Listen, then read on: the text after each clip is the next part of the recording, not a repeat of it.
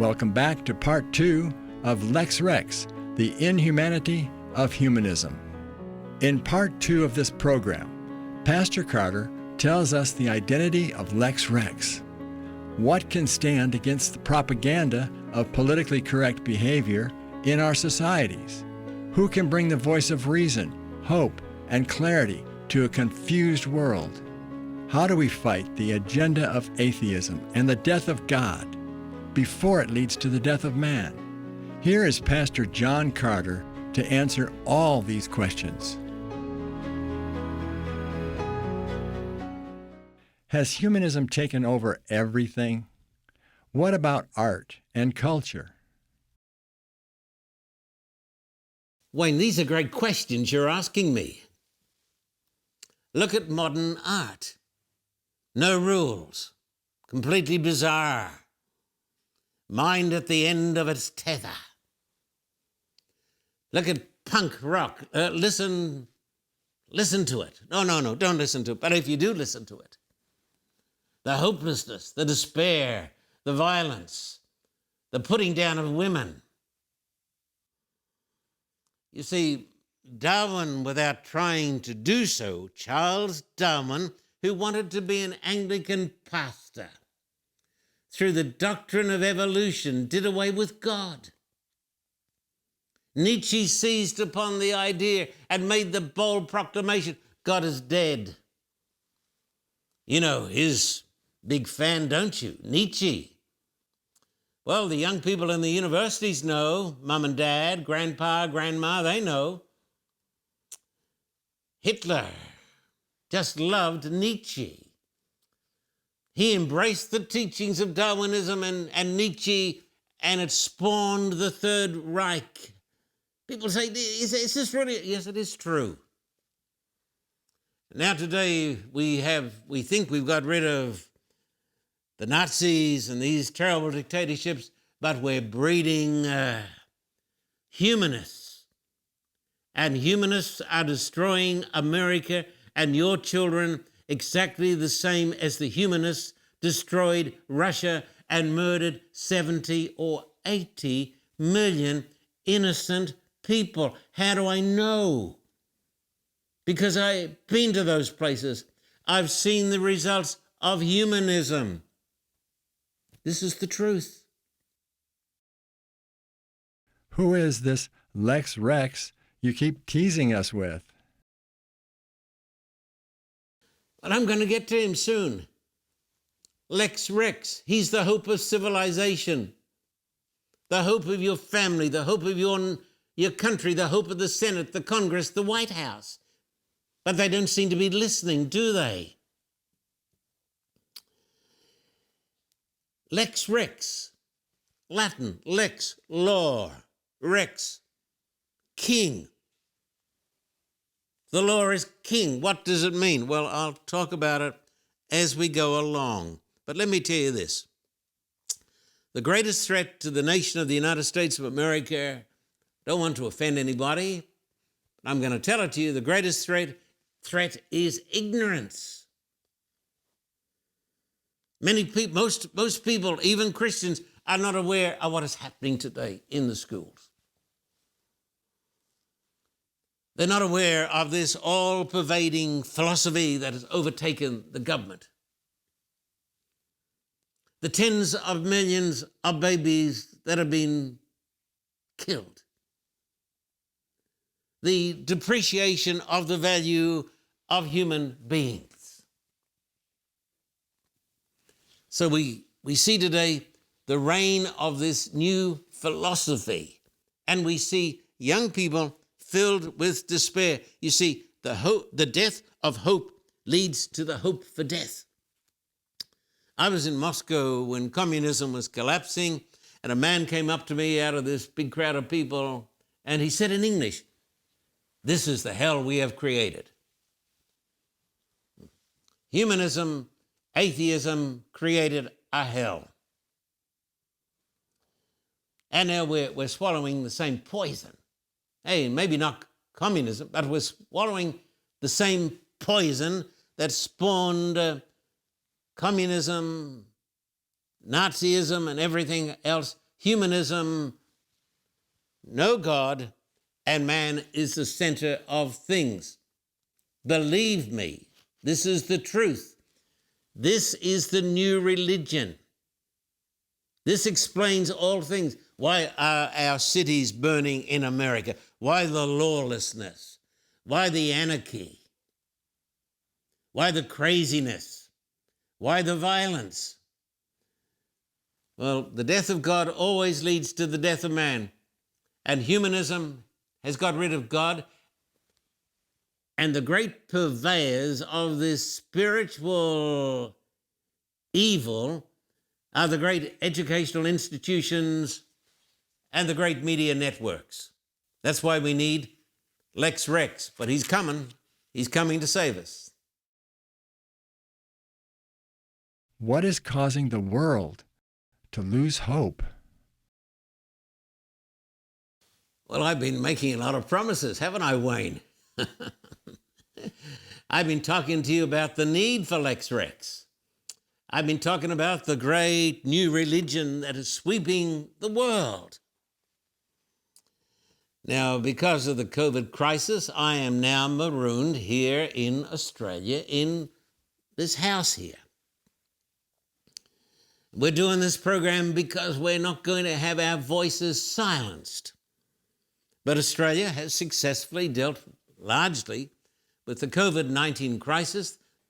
God help us. But the vaccinations are terribly slow. And because the vaccinations have been terribly slow, the borders are sealed. So I'm trying to get back. We're trying to get back, but you can't do what you can't do. And sometimes you just got to say, I'm going to leave it in the hands of God. We can fuss and we can fret, and I do that on occasions, but I've just got to leave it in the hands of God and believe that God is going to show us and God is going to help us because we believe in God. We believe in the providence of God. We believe, listen to me, we believe in the Lordship of Christ. That's why I'm so much opposed to this humanism. That's why I'm so much opposed to what's happening in the schools. That's why my heart is just bleeding when I meet so many young people and they've got no purpose, got no meaning in their lives. That's what they've been taught. I know of a young man who went to Sydney University and his professor taught him this. He said, the only decision you've got to make is this: get up in the morning. He said, what you do with the rest of your life and the rest of your day, it doesn't matter at all. Because there's no right and there's no wrong, there's no up and there's no down. All you got to do is get up in the morning. That's what he was taught in Sydney University. And Sydney University echoes what is being taught in every other university, like Oxford University, Harvard University, Princeton University. I've spoken to so many of the students who come out of these places. They go in with relatively pure minds, that their minds are filled with the poison of hopelessness, the poison of humanism. You see, the Christian principle is this, and I've spent my life teaching this. I know what I'm talking about. The Christian principle is this: that there is a God. In the beginning, God created the heavens and the earth. We came from the hand of God. Man is distinct and glorious, as they once used to say. Man is made in the image of God. God created man in his own image. Male and female, he created them. That's what he did, male and female. Hey, that's getting old-fashioned, isn't it? Humanism starting to teach now, hey, yes, there's male and female, but there's everything in between. And how many sexes are there? Hey, little boys don't know if they're little boys anymore. Little girls don't know if they're little girls anymore. And men are becoming women. Women are becoming men. You got everything in between. There is this great confusion. It's like the Tower of Babel. You know what Babel means, don't you? It means confusion, Babylon, Babel. You talk about a babble of voices. Babble, babble, babble. That's what's happening in the world today. There's confusion. The Tower of Babel occurred when men got away from God and they said, we're going to build us a big tower up to heaven and we're going to be God. And when man put himself in the place of God, Wayne and my distinguished audience, when man put himself in the place of God, man committed suicide. And that's why we've got this pandemic of drug taking. Why not? There's no purpose. There's no meaning. As one man once said to me, I might as well just kill myself. But he said, I'm afraid to do it. Humanism. Okay. I told you I'm going to tell you about Lex Rex. Okay. I think the time has come. You ready for it? Lex is Latin for law. Rex is Latin for king. Lex Rex means the law is the king. You see, a few hundred years ago in Europe and Great Britain and other countries, they believed that the king was the law. The government was the law. They called it the divine right of kings. The Americans said after a bit, we've had enough of this stuff. You see, all these nations were ruled, and the Russians and everybody, by the concept of Rex, Lex. Don't want to make this too difficult. Rex. The king is the law. The government is the law. The Supreme Court is the law. Man is the law. You're the law. But then there came along a preacher. Some preachers have been rather pesky fellows because they've stirred up society. This man was Samuel Rutherford. Remember that name, Samuel Rutherford, the Dean of St. Andrews University in Scotland. King Charles tried to impose papal rule upon the nation. He taught, did King Charles, all the British kings and everybody else. Rex, Lex, the king talks, that's the law. And so this Samuel Rutherford, a minister of the gospel and a Protestant, you need to understand this, he was a Protestant. He said, no, no, no, Lex Rex, the law is the king. And when he said the law, he meant the law of God. The law of God is the king. Well, that got people very, very mad. His book, Lex Rex, was burned in Scotland and England, and the only thing that stopped him from being put to death was that he died of natural causes before they could come and take him away. But listen to this. I want you to hear this. The philosophy contained in that book, the truth, Lex Rex, the law of God is the king, it got over to America. And it was the inspiration for the founding of the United States of America. What's happened to us, folks? Were the founding fathers of America unbelievers and humanists? It is a big, big lie. Did I make that plain? The founding fathers of the United States of America were believers in God. They were not humanists, the very opposite. Let me read to you. The Declaration of Independence, we ought to know it off by heart. We hold these truths to be self-evident, that all men are created equal, that they are endowed by their Creator with certain unalienable rights, that among these are life, liberty, and the pursuit of happiness. America started with belief in God. Don't believe the lie that these people were not believers. They were believers. The Creator has given us these rights. Lex Rex.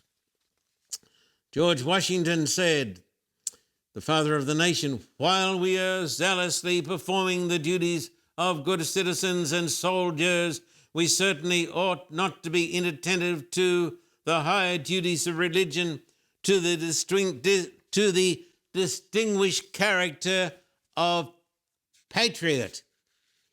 It should be our higher glory to add the more distinguished character of Christian.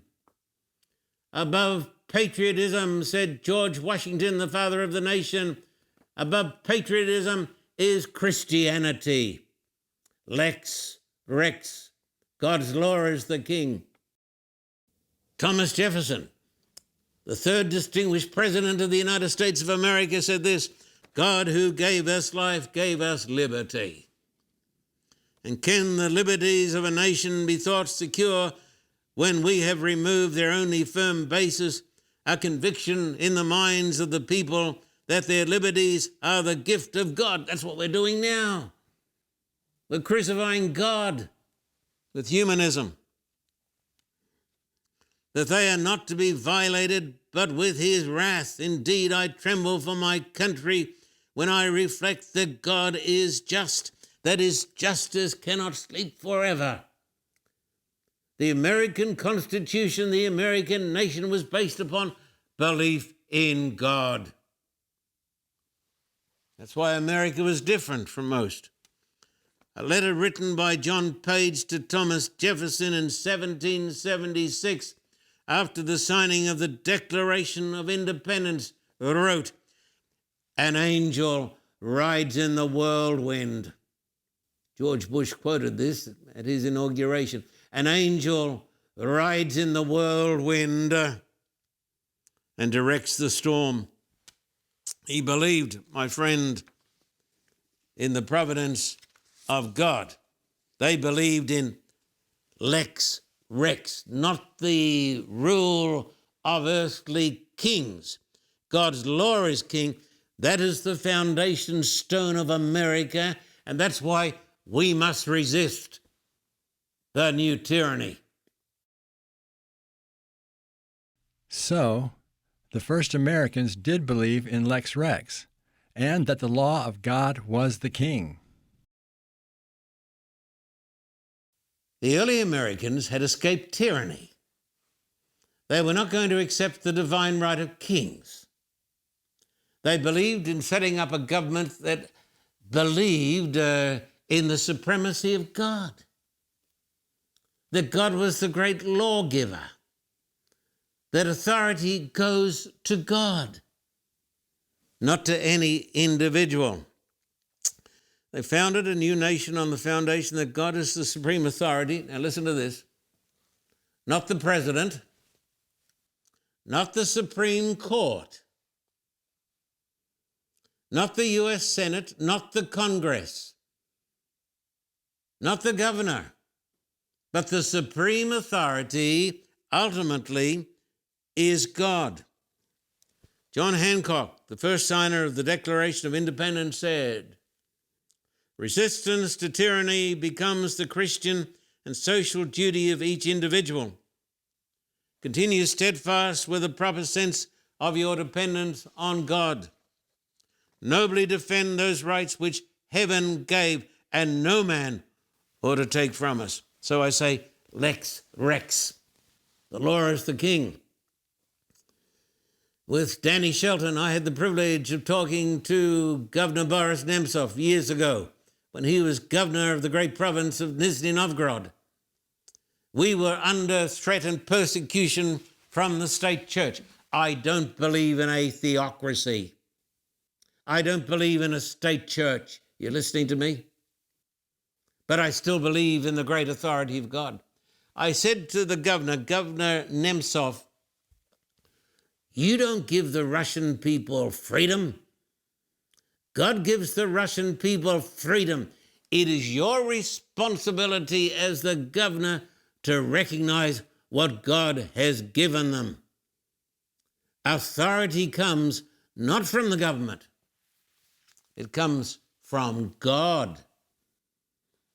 Lex Rex. The law is the king. Are you listening to me? What will happen if we give in to humanism? Now, let me make this very plain. I don't believe in a theocracy. Neither does the Constitution. Look at the First Amendment. We ought to know the First Amendment up by heart. Congress shall make no law concerning the establishment of religion or prohibiting the free exercise of that religion. We don't believe in a theocracy.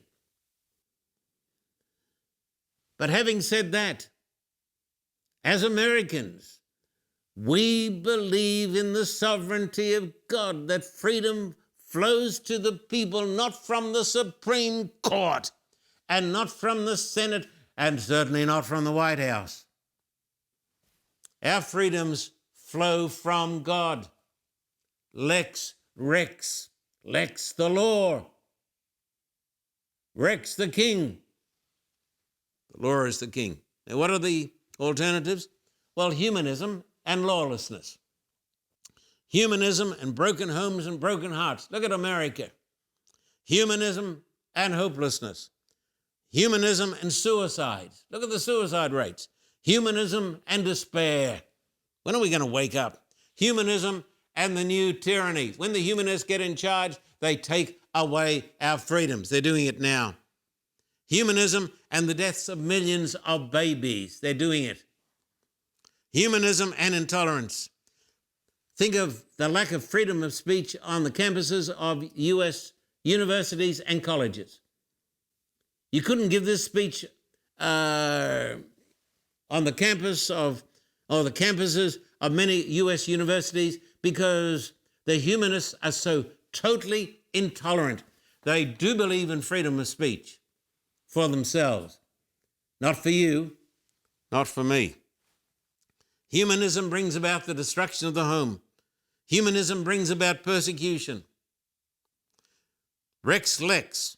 The state is the ultimate authority. The Supreme Court is the final word. And that leads to the mark of the beast. It's already happening. Are we going to be coerced with our beliefs by human authority, or shall we follow God? You get it? Does the Bible describe the condition of the world as we see it today? What can we do to make things better? What we should do, Wayne and ladies and gentlemen, is turn to God and trust in God and not put our faith in any human authority and stand up against humanism. And let me read you a text out of the Bible. Isaiah 48:17-19. Thus says the Lord your Redeemer, the Holy One of Israel. I am the Lord your God, who teaches you to profit, who leads you by the way you should go. Oh, that you had heeded my commandments, then your peace would have been like a river, and your righteousness like the waves of the sea. Your descendants also would have been like the sand, and the offspring of your body like the grains of sand. His name would not have been cut off, nor destroyed from before me. Listen to me, my friend. Our hope, our security is in God. Trust in God. Belief in God. Obedience to the 10 Commandments. Not humanism, my friend. Let us resist humanism. Let us resist this cancer that is destroying America. Let us stand up for God. Let us stand up for Jesus. Let us stand up for the commandments. Yes, let us stand up for the Bible. Let us stand up for the home. Let us stand up for our children. Lex Rex. God's law is the king. Amen and amen.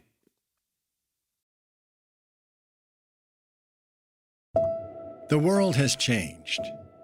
COVID, with its deviants and variants, has brought havoc into our lives.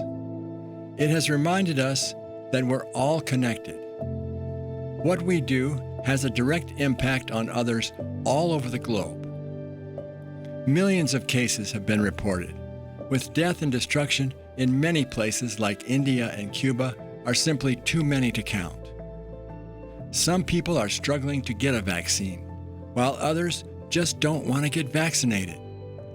Is it fear? We take vaccines for many things, like malaria, the flu, shingles, and pneumonia. If there is a vaccine shortage, they must get to everyone, and soon. We've learned a lot about viruses, but we don't know the future of this one yet. This virus is still on the run. So we must be diligent and smart. COVID will come to your door. Someone you know will be infected. You do not want to be the cause of their suffering. If your doctor tells you to get the vaccine, then get it. You will help your friends, your family, and people all over the world feel less afraid. The Carter Report is so thankful for your prayers and support in these extraordinary times. Through these programs, we continue to reach out to those in need. We ask you, our dear ones listening today, in God's grace, be responsible, be fearless, be vaccinated.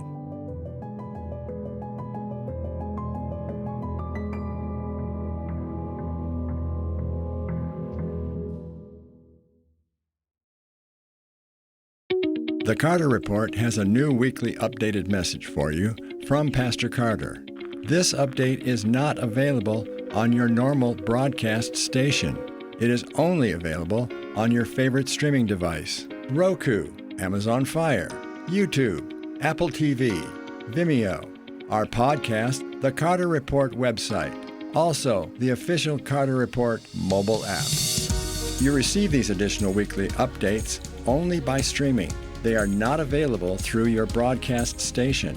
Pastor Carter updates crucial issues happening in our world every week. The most current events facing each and every one of us are explored in a new light. Get your exclusive new weekly updates through the Carter Report app, only available on your streaming device. Find out now what important stories are included in this week's update.